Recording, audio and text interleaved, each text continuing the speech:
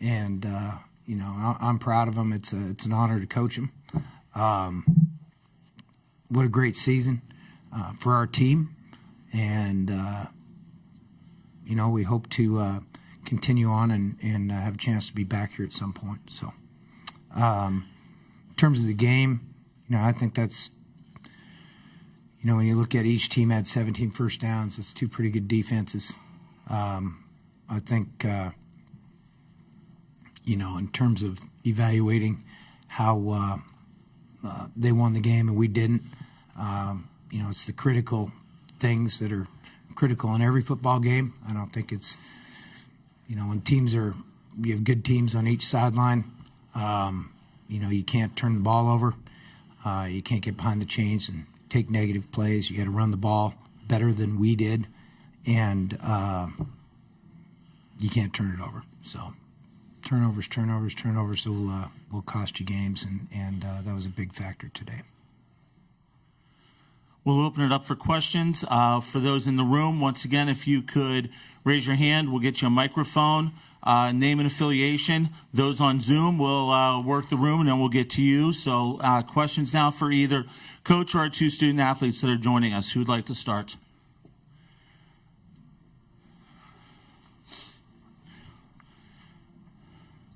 All right, we'll start on the right, second row. It should be on. All right. Braxton, Fritz Neighbor from the Daily Interlake in Montana. Braxton, can you just talk about, I thought the defense held up pretty well. I just want to know how you felt about it, and maybe talk a little bit about Gronowski, their quarterback. I think he made a difference in a couple ways today. Yeah, for sure. You know, we just gave up too many explosives, too many big plays. You know, defense didn't play good enough to win. At times we played well, but like I said, just too many explosives and too many third downs. But yeah, they have a heck of a leader back there, and he makes them go for sure. No, it's still on. Okay.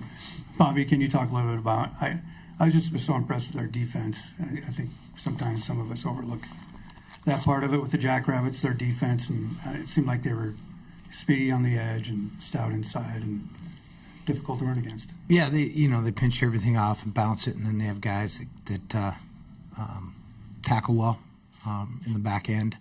You know, I thought the fourth down stop was a big play in the game, and you know, in the goal line area in the first half, and you know, they're a big physical senior-oriented team, and they do a nice job. Okay, we'll go over here on the left, second row. Sean Rainey, SWX Montana. Coach, it was 7-3 at half. You mentioned the goal line stand, but you also had the interception and the fumble, and only had 3 points out of opportunities where you could have capitalized more. How much was it maybe just not being able to capitalize on any of those? Well, yeah, and then we were driving to start the second half. Had a good drive and fumbled it away. So those 3 things, Sean, I think are huge factors in the game. Maybe the difference. Then you have to start going for it and doing some things that put you in jeopardy.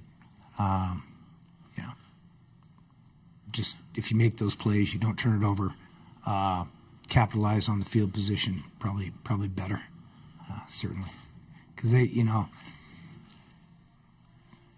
when they're scoring it. Well, I'll have to go back and watch it, but you know, the short fields help them with the point total. Shame on us. Let's go over on the right-hand side, first row. Yeah, Bobby, Greg Rockach, MTN Sports. I'm curious about your opinion on how big of a difference their punter made today, and kind of not giving junior opportunities and being able to pin you guys inside the 10 a couple times. Well, it was really because we had to keep the base defense in most of the time. In that situation, when they pinned us, our base defense was in because it was short yardage around midfield, so we were playing punt safe. Those were obviously good punts. You know, when you got to go 95 against the top defense in the country, it's harder, certainly. Yeah, we didn't get much for return balls. We had thought we kind of had some action, but in order for that to happen, you got to get return balls, and he did a nice job of not allowing us to get out. Go ahead. For Braxton and AJ, just how can you describe just how special this season has been for you guys and what this run has meant to you? It's meant everything to me. Just being a Montana kid, this is my dream school, and you develop so many relationships along the way with these coaches and the guys you play out there with, and it was special senior year for sure, and just gonna miss being a Montana Grizzly, and I'm excited to see what these guys do next year. This place is really special to me. I get emotional talking about it because this place gave me the opportunity that I knew that I wanted, and I'm so grateful for Coach Hauck and the rest of the coaches and my teammates for letting me live out my dream, and I'm forever grateful for that.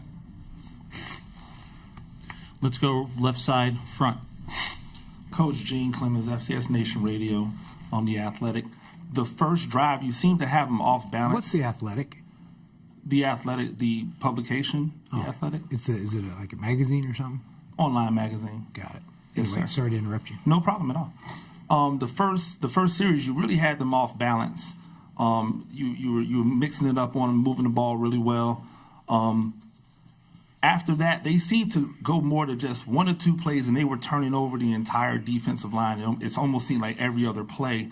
Do you think that had something to do with the inability to kind of keep those drives going after that? It's just what a lot of people do. Rotate the D line. We tend to do that a lot as well.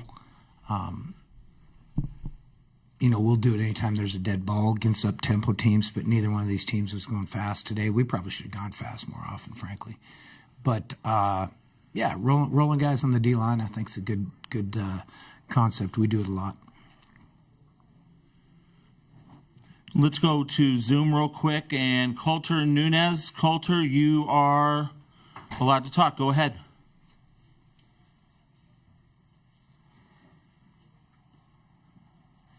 Hi, can you guys hear me okay? Yeah, we have you. Bobby, hey, Clifton McDowell getting banged up a little bit. How much did that affect you guys, the way you guys operated offensively today? I don't think he was really banged up. I think he was fine. South Dakota State, their defensive execution, their ability to run the ball, how much did that affect you guys offensively? Say that one more time, please. South Dakota State's defensive execution and their ability to run the ball, how much did that affect you guys? Yeah, they ran the ball in certain situations. There's a couple of quarterback runs that hurt us in particular on the first couple of drives. I thought that they did a nice job with some of the unbalanced stuff. It wasn't unexpected. It kind of dried up after a while, but they got us with that early. It was a good performance by them. They probably ran it as well as anybody has all year long. I thought they had a nice.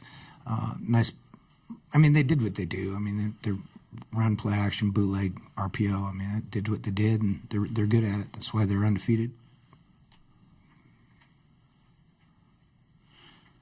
For Braxton and AJ, just talk about the journey, talk about your teammates, and what this journey this year meant to both of you as student athletes and players on this outstanding team. Yeah, I'll just echo what I said earlier. It's meant the world to me. Montana was my dream school.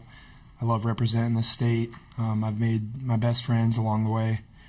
So many great relationships with these coaches, and Montana's just a special place. We have special fans. They come out and they support us every single Saturday, as you saw today, and it's meant the world to me, and I really wish I could be a Grizzly forever.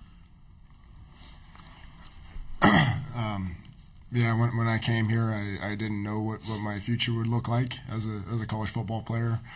And again, I'm just super grateful for Coach Hauck and the rest of the coaches, my teammates for bringing me in and treating me like I belonged.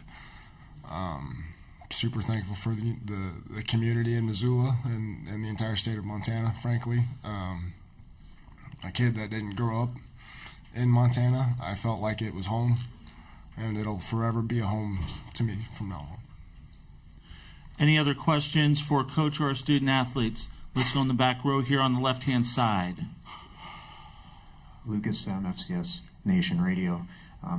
Coach, you said last year that Grizz team was your favorite to coach, but this year, what do you like most about this team that stood out to you and puts them towards the top as well?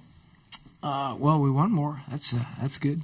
But you know, we have great guys on our team. I think that's pretty consistent year in, year out.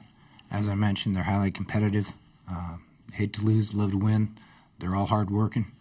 There's a great deal of mental and physical toughness, and I think this team has that, throughout its roster. And I think that the older guys bring that out of the younger guys, and I just really love the way we performed. I thought we had great belief and confidence throughout the season, starting in August, and there was no doubt in the guys in this team that were a terrific football team, and they proved that on the field. We got time for 2 more questions. We'll take one here in the room. Let's go right there in the back row. Hey, Bobby. Frank Agola with the Missoulian. This was your first recruiting class you brought in for them to be seniors. Now, what can you say about the impact they made in turning around the Montana program from where it was to where it is now? And do you feel they leave the program in a state of where the Grizz should be on a yearly basis? Yeah, I think we're where we should be, Frank. Back to front on that question. I mentioned this in the locker room. We didn't in 2018, the first year, 5 seasons ago. We didn't look like we do now, physically or in the ability to perform. And this senior class and the guys we've added on. They won a lot of games, and culminating with this appearance in the national championship game. But we've won playoff games every year since that first year. We've been in the quarterfinals. Pushing our way into this game was terrific, and they have an understanding that we expect to win, and I think they have passed that on to everybody in the locker room. Left side. For Braxton, all the kind of the redshirt freshmen got to travel on this trip. Like, what would your message be to some of the younger classes in this program, just moving forward, and what you want to see them accomplish? Yeah, I would say never be satisfied. Work hard every day. Coach Hauck's gonna demand that, and that's why we're here today. Just never be satisfied. Work hard year round, and you're gonna have the time of your life without even knowing it each and every day. And just enjoy being a Grizzly. People say it goes fast, and you get caught up, and sometimes you think it doesn't go fast, but it truly does. So just embrace all the moments you get with your brothers. Work hard for these coaches. Be prideful, and represent Montana as best you can across your chest. Okay, we're going to go to Zoom for our last question. Coulter, you are enabled to talk. Hi, yeah, Sean kind of asked it, but I was going to ask the same thing. But to AJ, too, what would you pass on to just the younger guys, and how close are you, and what do they need to do going forward? The guys that we have in this locker room right now, they're a bunch of real stand-up dudes. They wouldn't be here if they weren't. The message I would send to them is demand more from yourself than others do of you. If you continuously demand excellence from yourself, you're going to be fine. Gentlemen, it's been outstanding watching you play this season. Thank you for the time, Coach. Once again, thank you. Travel safe, guys. See you.